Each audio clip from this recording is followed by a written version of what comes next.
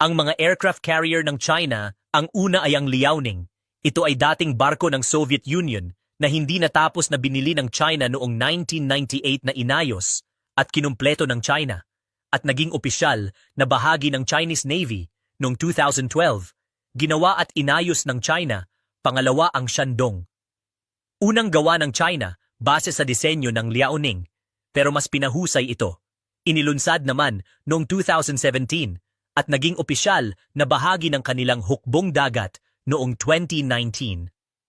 Mas maraming jet fighter ang kayang dalhin at pangatlo ang Fujian, pinakamodernong aircraft carrier ng China, malapit sa antas ng US supercarriers.